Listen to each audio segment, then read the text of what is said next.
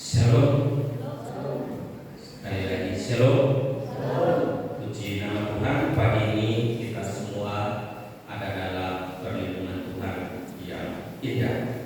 Bapak Ibu, firman Tuhan untuk kita pagi ini di dalam kitab Mazmur pasal 128 ayat 1 sampai ayatnya yang ke-6. Mazmur 128 ayat 1 sampai ayat yang ke-6. Mari kita baca bersama-sama mulai ayat 1 sampai ayat yang ke-6.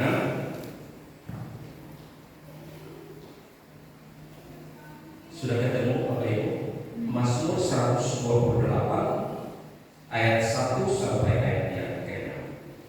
Saya akan membacakan perikopnya dan kemudian memulai dengan nyanyian ziarah. Kemudian Bapak Ibu dan saya akan memulai dengan kalimat berbahagialah. Mazmur 128 ayat 1 sampai ayat yang ke-6. Demikian firman Tuhan, berkat atas rumah tangga nyanyian ziarah 1-2 ya. Berbahagialah setiap orang yang takut akan Tuhan, yang hidup menurut jalan yang ditunjukkannya. Apabila engkau memakan hasil jerih payah tanganmu, berbahagialah engkau dan baiklah keadaanmu. Istrimu akan menjadi seperti pohon anggur yang subur di dalam rumah. Anak-anakmu seperti tunas pohon zaitun sekeliling mejamu. Sesungguhnya demikianlah akan diberkati orang laki-laki yang takut akan Tuhan. Kiranya Tuhan memberkati engkau dari Sion, supaya engkau melihat kebahagiaan Yerusalem seumur hidupmu, dan melihat anak-anak dari anak-anakmu damai sejahtera atas Israel. Bapak Ibu yang dikasih Tuhan, itu adalah terjemahan terbaru yang ada dan akan Bapak Ibu punya. Saya akan mencoba membaca di dalam terjemahan yang lain, yaitu firman Allah yang ini. Silakan Bapak Ibu lihat sedikit penegasan dan sedikit penekanan. Saya akan membaca menurut versi firman Allah yang hidup, sedangkan Bapak Ibu bisa melihat dari bacaan yang tadi. Mulai dari ayat 1. Saya harap yang operatornya bisa mengikuti. Ayat 1. Berbahagialah semua orang yang menghormati Tuhan dan yang mempercayakan diri kepadanya, semua yang taat kepadanya. Ayat 2. Pahala mereka adalah kemakmuran dan kebahagiaan. Ayat 3. Istrimu akan merasa puas dalam rumahmu, dan lihatlah anak-anak yang duduk di sekitar meja makanmu, sehat dan kuat seperti tunas pohon zaitun. Ayat 4. Itulah pahala yang diberikan Allah kepada orang-orang yang menghormati Dia dan yang mempercayakan diri kepadanya. Ayat 5. Kiranya Tuhan selalu melimpahi engkau dengan berkat-berkat dari surga dan juga dengan kebahagiaan manusia. Ayat 6. Kiranya engkau akan hidup untuk melihat cucu-cucumu, dan kiranya Allah berkenan memberkati Israel. Bapak Ibu yang dikasih Tuhan, ini adalah terjemahan firman Allah yang hidup, lebih sederhana dan kelihatannya lebih mudah untuk kita mengerti. Nah, saudara-saudara yang dikasih Tuhan, saya memberi tema untuk kita pagi ini adalah kehidupan yang berbahagia. Kehidupan yang berbahagia. Bapak Ibu yang dikasih Tuhan, selain kesehatan, kebahagiaan adalah salah satu hal yang diidamkan semua orang. Semua orang dalam hidupnya pertama ingin sehat, karena dengan sehat dia bisa melakukan apa saja. Tetapi tidak cukup dengan sehat. Yang kedua, setiap orang di dalam hidupnya adalah ingin bahagia. Tidak ada orang yang tidak ingin bahagia. Semua orang ingin bahagia. Selain sehat, tetapi yang kedua adalah semua orang ingin bahagia. Itu sebabnya berbagai cara orang lakukan untuk bisa membahagiakan akan diri. Ada istilah anak muda zaman sekarang, me time. Ada waktu untuk diri. Ia mau merayakan akan keberhasilannya. Ia ingin menikmatikan hasil pekerjaannya. Ia ingin menikmatikan hari-harinya, jerih lelahnya. Maka ada istilah me time. Dia tidak mau diganggu. Karena suatu kali si Cio bilang kepada kami, hari ini Cio mau me time katanya. Saya kan agak kurang tergambar. Kurang tahu istilah-istilah zaman sekarang. Maksudnya me time itu apa? Dia hari ini tak mau diganggu. Dia pesan mie gacoan, datang makan sendiri. Dia mau menikmati, katanya me time. Menghargai karena baru siap-siap. Apa yang dia mau dapatkan di sana? Dia ingin tenang, dia ingin menikmati hidup, dia ingin menikmati kebahagiaan. Ia ingin memanjakan akan dirinya. Itu juga bagian dari yang namanya adalah apa? Membahagiakan akan diri. Tetapi Bapak Ibu, pertanyaannya adalah di mana orang bisa menemukan kebahagiaan? Di mana orang bisa mendapatkan akan kebahagiaan? Ini masalahnya. Dunia sedang menawarkan berbagai macam kebahagiaan. Kemarin kami layani satu keluarga. Kemudian keluarga ini berkata bahwa anaknya karena kerja di luar negeri pulang dan membawa mereka jalan-jalan ke Labuan Bajo. Pak, kami tidur di atas kapal. Tengah malam ombaknya naik, kapalnya goyang-goyang begini. Saya sudah ketakutan. Ini orang tua mau membahagiakan kedua orang tua. Bawa dia ke Labuan Bajo. Mereka pergi ke Pulau Padar, ke pulau-pulau yang lain menikmati, tapi nginapnya di kapal. Dan bagi anaknya ini adalah hal yang menyenangkan, membahagiakan orang tua. Tetapi bagi orang tuanya menakutkan. Kenapa? Tidur di atas kapal tiap malam, globanya terus. Ini mau hidup atau mati? Bagi anaknya ini menyenangkan, membahagiakan. Tetapi bagi orang tuanya ini menakutkan. Kenapa? Global terus jatuh sedikit. Sudah-sudah. Versi membahagiakan ini adalah berbeda-beda. Tiap orang sesuai dengan generasinya. Kalau generasi sekarang mungkin membahagiakan orang-orang tua lahir tahun 60-an, 70-an, 80-an, mungkin versi kebahagiaan adalah ketenangan. Duduk tenang menikmati gitu. Tapi bagi generasi sekarang, gidensi, kebahagiaan bukan itu. Kebahagiaan adalah bagaimana dia jalan-jalan, bagaimana dia ada dalam komunitas. Duduk dari pagi sampai malam tak masalah. Bagi mereka itu membahagiakan. Itu sebabnya kebahagiaan itu dunia sedang menawarkan cara untuk mencapai kebahagiaan yang berbeda-beda. Kalau di zaman saya yang lahir tahun 80-an, ada banyak buku-buku yang menulis tentang bagaimana caranya supaya kita bisa berbahagia atau mendapatkan kebahagiaan. Salah satunya adalah punya harta yang banyak, punya pekerjaan yang mapan. Harta banyak, pekerjaan mapan, maka itu adalah kebahagiaan. Ini tahun 80-an saya lakukan. Tapi sekarang kalau tanya anak-anak Gen Z sekarang, itu bukan kebahagiaan. Karena ada sedikit yang penting nikmati, habiskan. Ini ada sekarang. Itu sebabnya kita menasihati anak sekarang dengan dulu itu jauh berbeda. Bagi mereka budaya menikmati jauh lebih konsumtif, itu lebih tinggi daripada yang lahir 80-an, 70-an, 60-an. Arti kebahagiaan saja sudah berbeda. Bapak Ibu yang dikasih Tuhan, dengan memperoleh hal-hal yang tadi saya katakan, misalnya penghasilan mapan, pekerjaan yang baik, ekonomi yang baik, punya A, B, dan C, status sosial yang baik, kadang-kadang membuat orang merasa nyaman, merasa bahagia. Tetapi apakah yang dikatakan firman Tuhan demikian? Mari kita lihat bacaan kita hari ini. Mazmur 128 adalah mazmur yang memang dikhususkan untuk kehidupan rumah tangga. Mazmur 127, 128 itu berbicara, dua pasal ini berbicara tentang kehidupan di dalam keluarga atau rumah tangga. Bagaimana rumah tangga yang berbahagia, bagaimana keluarga yang berbahagia ada di dalam dua pasal ini. Mari kita lihat analisis sedikit tentang Mazmur 128. Bapak Ibu yang dikasih Tuhan, Mazmur 128 di dalam ayat 1 saja bagian pertama di sana dikatakan bahwa ini adalah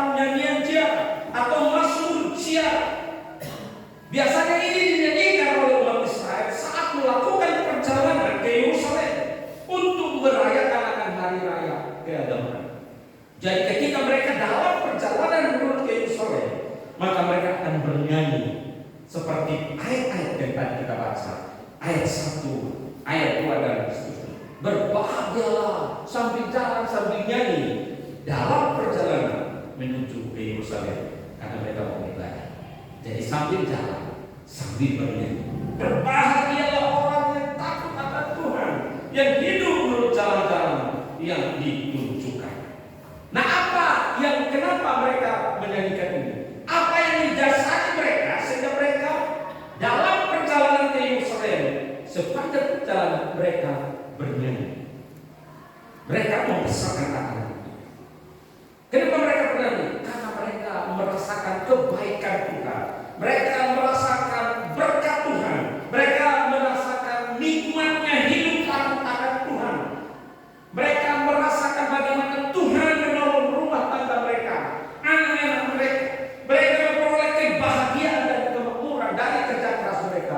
Maka mulut mereka tidak diam untuk memuji Tuhan atas segala kenikmatan yang Tuhan telah beri. Itu sebabnya perhatikan di ayat yang ketiga bahwa istrinya akan subur dan anak-anaknya banyak. Digambarkan seperti pohon anggur yang berbuah dan tunas-tunas pohon zaitun. Jadi dikatakan istrinya seperti pohon anggur, anak-anaknya seperti tunas pohon zaitun. Bapak Ibu yang dikasih Tuhan, ini adalah gambaran tentang orang-orang yang menikmati kebahagiaan. Kalau di dalam firman Allah yang hidup lebih jelas ayat 3, di sana dikatakan, istrimu akan merasa puas di dalam rumahmu, dan lihatlah anak-anakmu yang duduk di sekitar meja makanmu sehat dan kuat seperti tunas pohon zaitun. Jadi kalau saya tanya ibu-ibu sekarang, ibu merasa puas di rumahmu? Ini pertanyaan. Istrimu akan merasa puas dalam rumah. Ibu-ibu puas di rumahnya atau di tetangga lebih puas? Jawab sendiri. Kalau anak-anak muda, engkau lebih puas di mana? Lebih senang di rumah atau apa? Nah, Bapak Ibu yang dikasih oleh Tuhan, dari Mazmur 128 ini paling tidak ada 3 hal yang sangat penting untuk kita perhatikan, dan khususnya kita lihat di ayat 1. Karena ayat 1 adalah gambaran tentang orang-orang yang memperoleh kebahagiaan. Perhatikan Bapak Ibu, ayat yang pertama. Berbahagialah setiap orang yang takut akan Tuhan, yang hidup menurut jalan yang ditunjukkan. Stop. Tetapi di dalam firman Allah yang hidup di sana dikatakan, berbahagialah orang yang menghormati.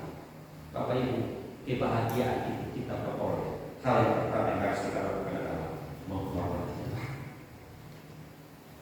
Kebahagiaan sejati itu kita peroleh bukan karena apa yang kita miliki, bukan apa yang Tuhan beri sama kita, atau apa yang kita usahakan untuk mendapatkan.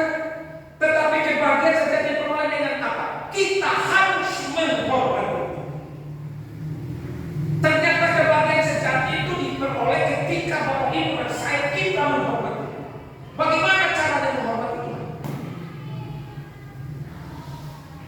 Kalau di dalam bacaan tadi katakan apa? Takut akan Tuhan. Hormat itu berarti takut. Hormat itu berarti segan. Hormat itu berarti takwa. Kalau kata takwa mungkin agak susah kita pahami, tetapi hormat itu berarti segan dengan Tuhan. Sejauh mana Bapak Ibu dan saya menghormati dalam hidup kita? Masihkah Bapak Ibu dan saya akan tetap menghormati Tuhan dalam seluruh perjalanan hidup kita? Meskipun ada banyak tantangan, ada banyak hal yang kita hadapi, dan itu menyakiti. Masihkah kita tetap menghormati Tuhan? Sejauh mana engkau menghormati? Sangat sederhana, Bapak Ibu, menghormati Tuhan. Dan ini hal-hal praktis, tapi seringkali kita tidak menghormati. Berdoa, berutin, itu bagian dalam menghormati. Memuji Tuhan itu adalah bagian daripada menghormati Tuhan. Kalau saya pasal 3 katakanlah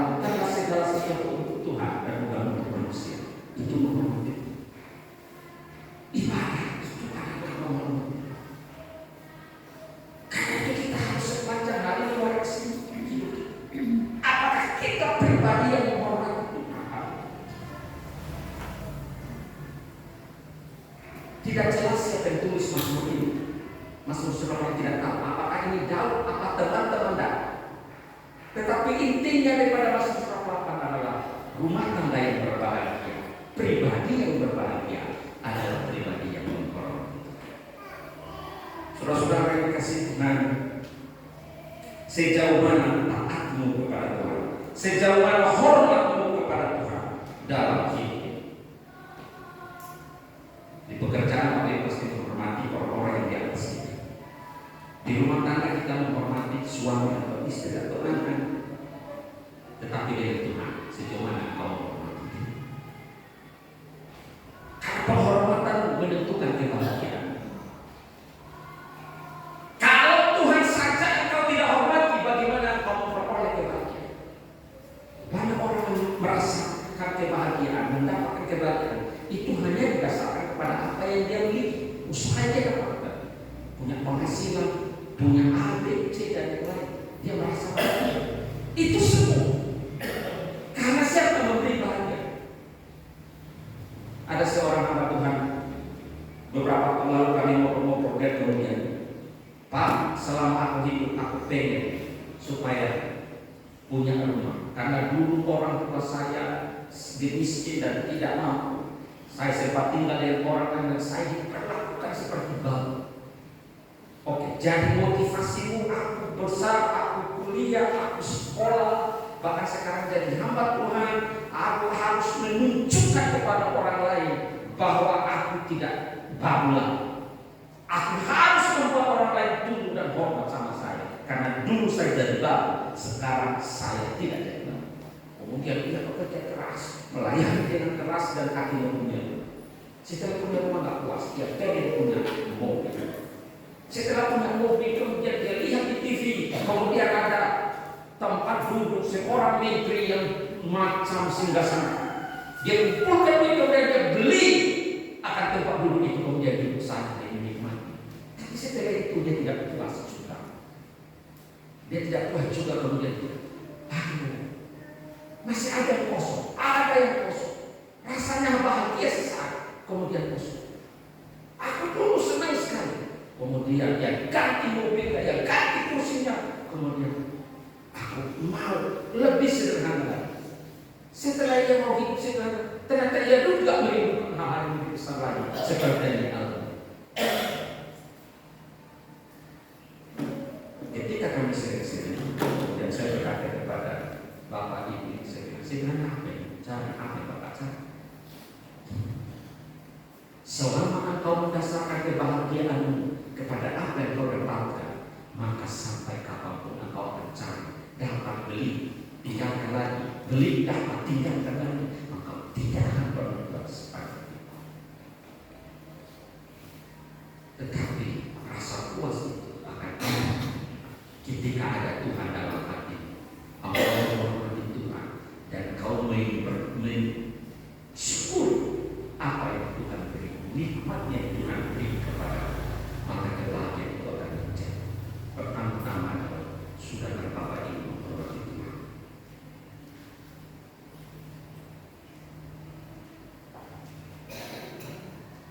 Kadang-kadang kita ini terlalu menjadi, kadang-kadang kita ini terlalu berlebihan ini. Gak ada rasa hormat kita kepada Tuhan. Tapi ketika kita perlu, kita perintah-perintah Tuhan, kita atur-atur Tuhan supaya Tuhan ikuti kemauan kita. Tapi hormat kita kepada Tuhan tidak ada.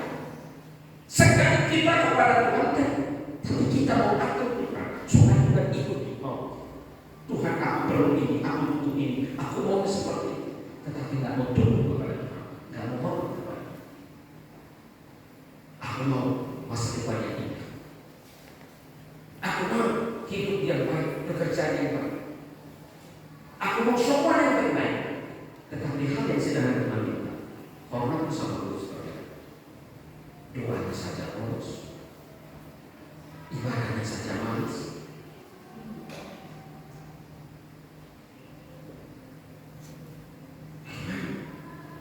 Ini bentuk daripada penghormatan. Ayo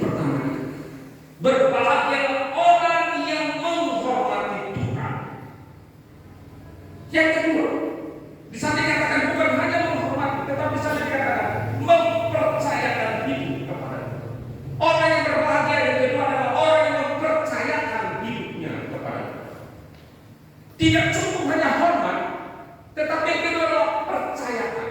Taruh hidupnya, beri hidupnya kepada Tuhan, persembahkan hidupnya kepada Tuhan. Atau dengan kata lain, orang itu datang dan meletakkan dirinya kepada Tuhan. Kalau kau mengalami kebahagiaan sejati, maka taruh hidupmu kepada Tuhan, beri hidup kepada Tuhan, serahkan hidupmu kepada Tuhan. Apa itu?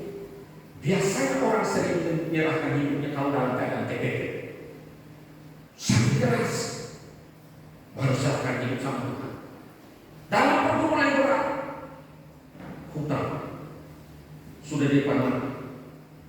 Wah, aku serahkan Tuhan, kau lagi. Tapi waktu dia pergi berhutang dan ingatkan Tuhan. Tahu waktu bayar hutang ke PP, baru dia bilang, Tuhan, aku nggak tahu lagi. Udah kekeh. Ada pergumulan berat, baru dia serahkan hidupnya kepada Tuhan. Bukan begitu. Ada kadang-kadang Bapak Ibu, kita ini tidak menyerahkan hidup total kepada Tuhan. Memang kita berkata kita menyerahkan hidup kita, tapi ada area-area tertentu kita tidak mau serahkan. Kita mau serahkan Tuhan, aku serahkan hidup kepada-Mu. Tapi hati itu jalannya Tuhan. Kenapa hatinya? Ia mudah tersakiti, ia tidak mudah memampu. Ia serahkan hidupnya yang lain, tapi hatinya belum diserahkan sama Tuhan. Ia serahkan hidupnya pada Tuhan, tapi pikirannya yang penyetorannya tidak dikasih sama Tuhan. Maka tugas dia adalah terus mengkritik, terus menyalahkan, terus bilang ini tidak betul, seharusnya begini. Tidak total menyerahkan hidupnya. Tuhan serahkan, taruh hidup kita kepada Dia, percayakan hidup kepada Dia. Itu yang Tuhan mau. Selain itu, serahkan hidup kepada Dia. Ini bagian yang kedua yang sangat penting Bapak Ibu, untuk kita percaya bahwa Ia pasti menolong kita, bahwa Ia akan memberkati kita, bahwa Ia akan menolong kita. Seperti tadi pujian yang tadi kita lihat, berkali-kali Tuhan menolong, berkali-kali Tuhan kuatkan, tapi berkali-kali juga kita merasa hati kita untuk tidak serahkan hidup kepada Tuhan. Berkali-kali Tuhan bermujizat dalam hidup kita, berkali-kali kita melihat kebaikan Tuhan, tapi sebanyak itu juga kita merasa bahwa itu karena Tuhan.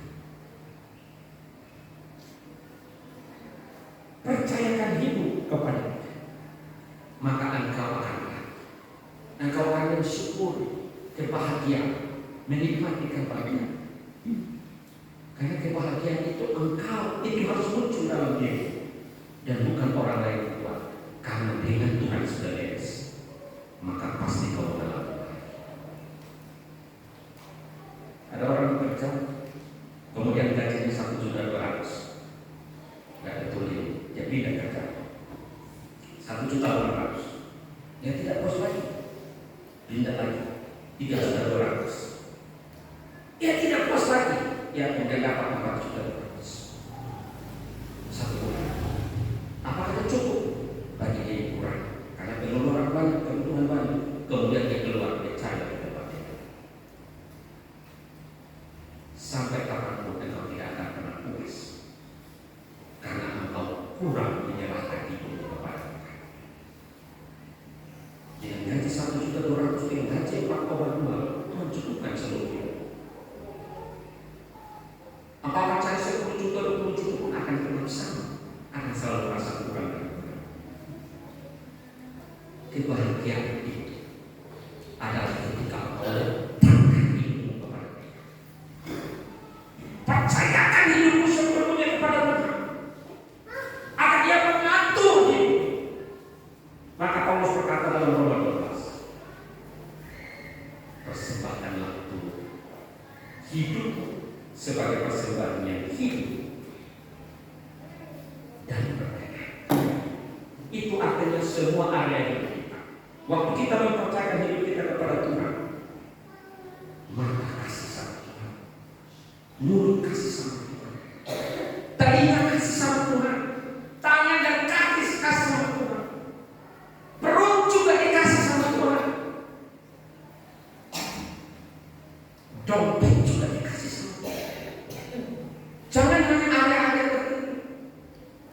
seluruh hidup kita harus diserahkan kepada. Percayakan diri kepada. Sejauh mana engkau bergantung sepenuhnya kepada Tuhan? Sejauh mana? Itu menunjukkan tingkat kebergantungan kepada Tuhan.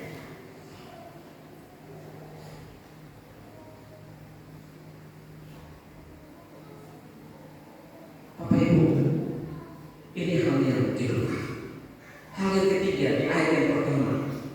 Masih di ayat yang pertama bisa katakan, orang yang berbahagia adalah orang yang menghormati Tuhan. Yang kedua adalah orang yang mempercayakan dirinya kepada Tuhan. Tetapi yang ketiga adalah orang yang taat kepada Tuhan. Saudara-saudara yang dikasihi Tuhan, siapa tokoh yang membuat kita harus taat? Siapa teladan kita dalam hal ketaatan? Yesus seharusnya menjadi titik tolak ketaatan. Bapak Ibu, ia taat sampai mati di kayu salib. Ia taat sampai mati di kayu salib. Bapak Ibu sudah taat sampai mati terhadap diri sendiri. Sudahkah kita taat sampai mati dengan diri kita sendiri? Mungkin salah satu orang yang ketaatannya luar biasa adalah Presiden Jokowi yang hari ini sudah selesai dimaki, difitnah, diolok, tidak sembuh, dihina. Dan itu bukan cerita Bapak Ibu tahu semua.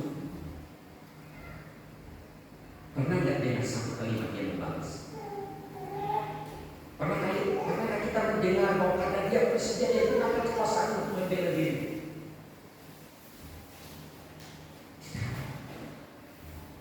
Hal ini harus membuat kita malu. Kalau kita katakan kita ini pengikut Kristus, tapi ketaatan kita hanya parsial, ketaatan kita hanya bagian-bagian tertentu, maka ini harus melupakan kita. Kristus adalah teladan untuk kita. Bagian itu kita akan dapat ketika kita mau taat kepada Tuhan. Taat akan firman-Nya, taat akan perintah-perintah-Nya, taat akan apa yang Ia janjikan juga kepada kita. Seringkali kita buat itu kepada anak-anak kita. Kalau kamu rajin, kalau kamu taat, papa mama akan kasih. Seringkali kita buat itu. Seringkali kita lakukan itu. Tetapi sama Tuhan, cara kita taat semua. Maka kita akan menjadi hal ini. Tiga hal ini menjadi bagian yang sangat penting.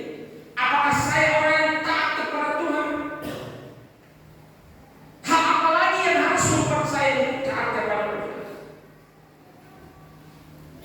Ketika kita melakukan tiga hal ini, janji Tuhan di ayat yang kedua, Mazmur 128 ayat yang kedua. Apabila engkau memakan hasil dari payah tanganmu, berbahagialah engkau dan baiklah keadaanmu.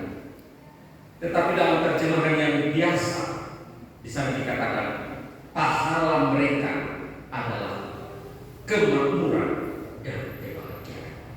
Kalau kau menghormati Tuhan, kalau kau menyerahkan hidupmu kepada Tuhan, kalau kau taat kepada Tuhan, pahala upahnya adalah kemakmuran dan kebahagiaan. Maka hari ini kalau Bapak Ibu dan saya mau bahagia, kuncinya cuma tiga. Pertama, hormati Tuhan. Yang kedua, percayakan kepada Tuhan. Yang ketiga,